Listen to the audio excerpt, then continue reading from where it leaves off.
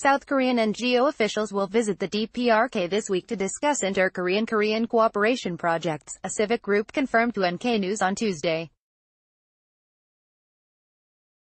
Members of the Korea NGO Council for Cooperation with North Korea (KNCCK), which represents 60 NGOs working in humanitarian aid and engaging in inter-Korean projects, is scheduled to visit Pyongyang via Shenyang between Wednesday and Saturday. The trip will come less than a month after KNCCK members traveled to Pyongyang to inspect medical facilities and a children's food factory. Around 10 persons belonging to the association will visit the DPRK, an official at the KNCCK who wished to remain anonymous confirmed to NK News, adding more or less than 15 members will make a similar trip in the near future. As organizations engaging in cooperation projects with North Korea are entering the country, the purpose is to discuss these issues, the official said. We can move to the next step following these discussions. The then South Korean government in September 2016 disallowed the KNCCK from making contact with North Korean counterparts in a third country to discuss flood relief. North Korean authorities are aware of the difficulties of swiftly implementing humanitarian aid and inter-Korean cooperation projects caused by international sanctions, the official told NK News. In spite of these restraints, the ROK Association said the North had agreed to its requests to discuss inter-Korean cooperation projects. The DPRK Consultative Council for National Reconciliation, CCNR, will facilitate the visit to Pyongyang, they added.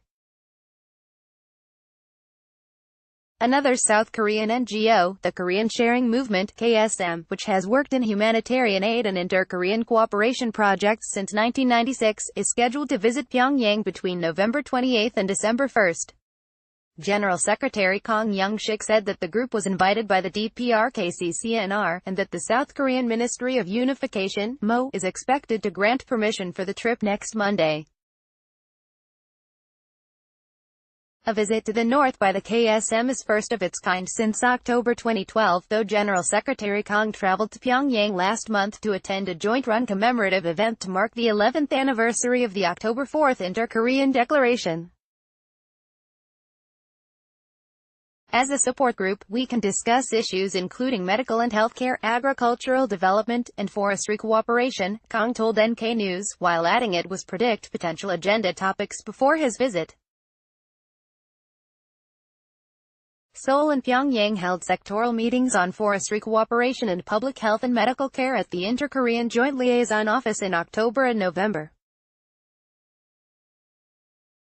As inter-Korean relations are renewed, we will share opinions on how the two Koreas will proceed with the project, Kang added, saying channels of communication had been blocked for a long time. May last year saw the Moon administration give a green light to a request by the KSM to make contact with North Koreans.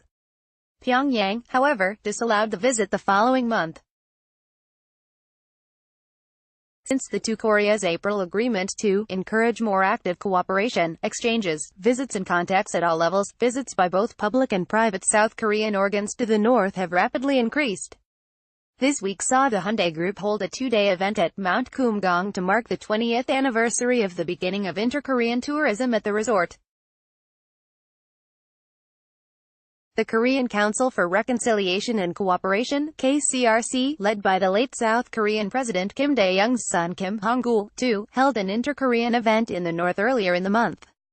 South Korean outlets report that Choi and-guk Center will also visit the North this week. Photo, Yurimin Zokari Tuesday also saw multiple local outlets report that Choi and-guk, the South Korean son of a deceased North Korean religious leader, has been granted approval by the ROK Ministry of Unification (MO) to visit Pyongyang for a ceremony marking the second anniversary of his mother's death. Choi is the second son of the late Ryumi Yang, who served as chairwoman of the Central Committee of the Conduist Changgu Party after her defection to the DPRK in the 1980s. She died of lung cancer in November 2016. With the approval of the ROK Unification Ministry, Choi attended his mother's funeral in the one-year anniversary of her death in the DPRK in 2016 and 2017. South Korean outlets including Yonhap News Agency, News One, and Tongal News on Tuesday reported that Choi is scheduled to travel to Pyongyang this week. The detailed itinerary is unclear, however, and a Unification Ministry official declined to confirm the report when contacted by NK News. The person does not want to be disclosed to media, so we do not confirm it officially, they said, stressing that the news could not be confirmed to foreign media outlets. Edited by Oliver Hotham.